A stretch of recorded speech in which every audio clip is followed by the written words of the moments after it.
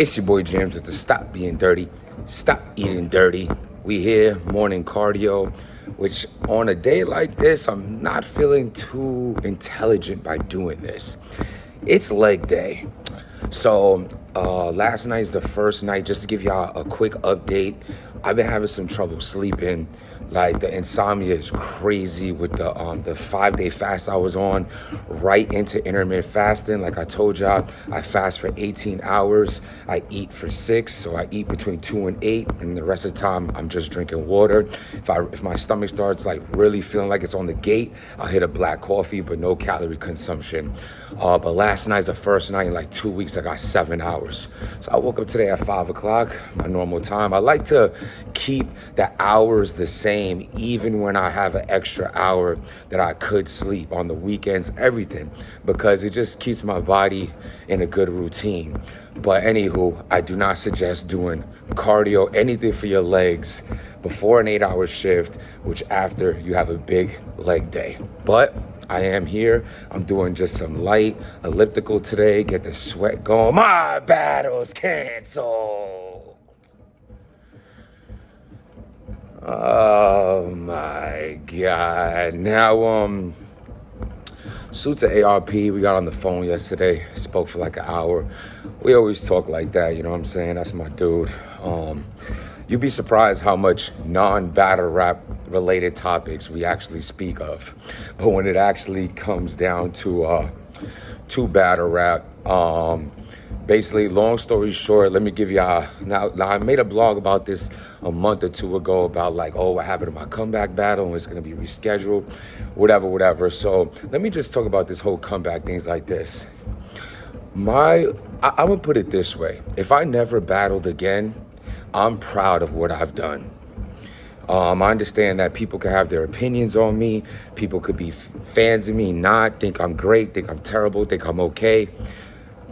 What doesn't matter to me is those factors, only because even though you want the fans and the consumer to like you, at the end of the day, no matter if you try to front like you don't, of course you do, you're the viewers. But it's more internal for me, you know what I mean? Like, this was always, like, I've had all my dream battles. Like, I was just a kid in high school watching the Smack DVD from Jamaica, Queens, cutting school, you know what I'm saying? Buying beef patties with cocoa bread, fitteds, a t-shirt, and a Smack DVD. And when my friends walked out, grabbed a little porno on the low. But this is just, the era I came up in, and I was a fan of the T-Rex on Casa, the Murda, mook, the Party Arties, you know what I'm saying? And I was just intrigued from that day on. Prior to that, I was a fan of J.R. Ryder, Lloyd Banks, Cassidy. I was always a fan of the punchlines. I always liked, Hitchcock and Ransom, the A-Team, Joe Budden, you know what I mean? Like, I was into, like, that style of rapper with the punchlines and all that. So, stack bundles. So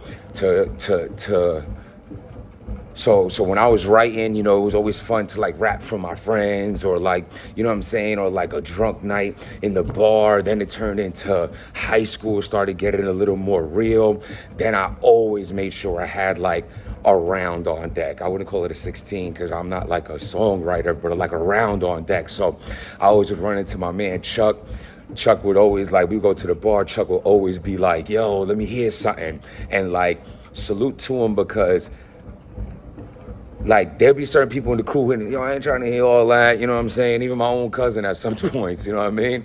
Salute to him as well, though. But I hear you, it's like, oh, everybody's chilling, Mac, and it's like, let me hear bars. But Chuck always had an ear to want to hear me. So salute to that, because that type of, you know what I mean? So,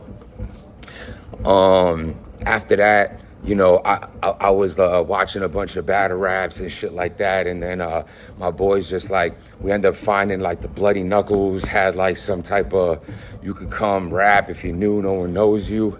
I had a reoccurring round on deck I always had, plus I found out who I was battling, put his name in a few things. It was over. My first battle was Hugh Hef, and I never looked back. And from that, I battled, y'all know the resume, man. Rosenberg Raw, that was big, was a fan of Rosenberg Raw. Shotgun Suge, was a fan of Suge. A Verb was a fan of Verb, Sirius Jones. Like, these are all battles that, like, I rocked, like, I liked these battlers, you know what I'm saying? Like, prior to ever even getting into battle rap, and the list goes on.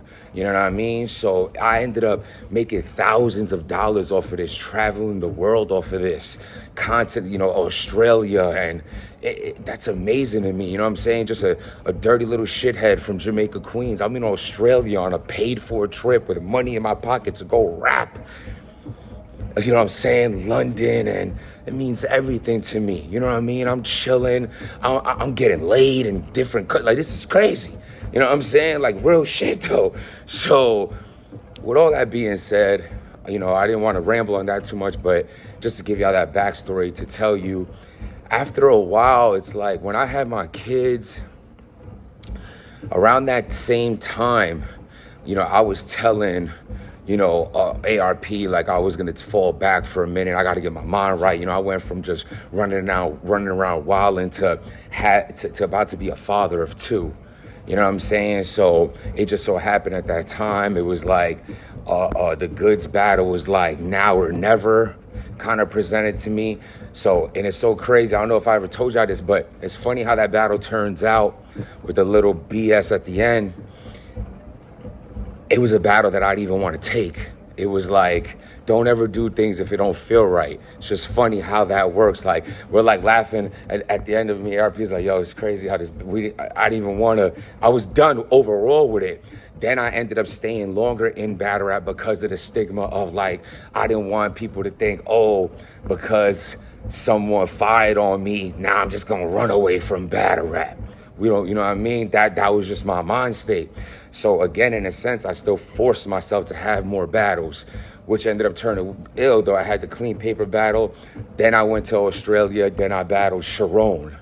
I love my Sharon battle. I feel like me and ARP was talking about it yesterday, how it doesn't even get talked about, like that third round, and it's cool. But after that, I was like, then whatever, fast forward, the URL, little couple battles there.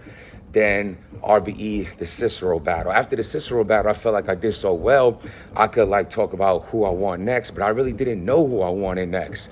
So, long story long, you know what I'm saying? It's funny, the title of this blog comes right now at this point of the blog, but so we ended up landing on me battling B Magic.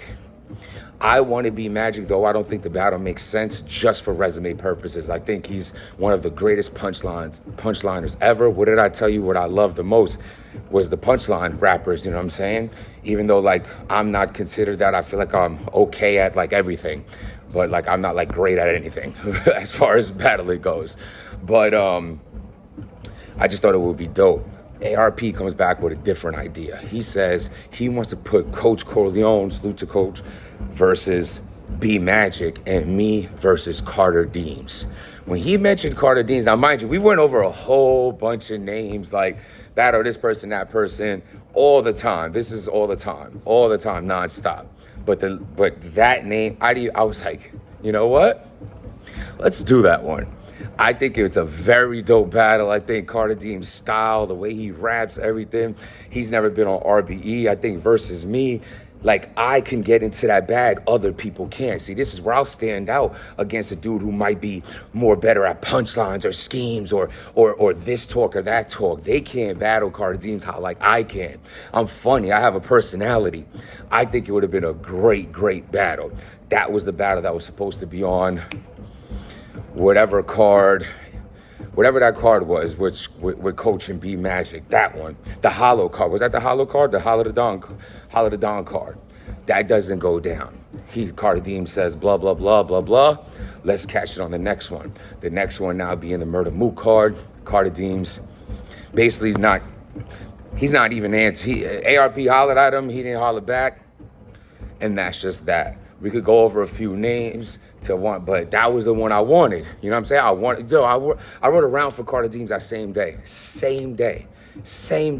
The very next day, he had backed out and said, let's do it on the next card, which ain't like, it wasn't so detrimental. It was the next day, good time frame. But now, That's what it was. It was supposed to be me versus Carter Deems. I thought it was it would have been a dope battle. I think a lot of people like Carter Deems. I think they would have loved my style versus his style.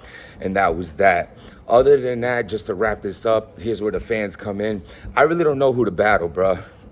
I'm not really on some give a up-and-comer a shot type talk because I'm just trying to have a handful more, less than a handful more. If I had 2 dope battles the fans loved and never battled again, I'll be all right. My mind's just not there anymore, but it's there in the sense that I'll give you 100%, that I'm going to show up and be the best me that I can be. But I'm talking about there was a time I want Charlie Clips. Even though me and Charlie Clips throwing a bunch of shots over the years, that would be a dope battle. But can ARP make that happen right now? I'm not sure. It's not even something. It is what it is. So who y'all think I should go against? I could just, other than that, I'm just keeping it blogging. I ain't thinking about it. We talked about it for five fucking seconds, and I'm like, fuck it, man. It ain't meant to be.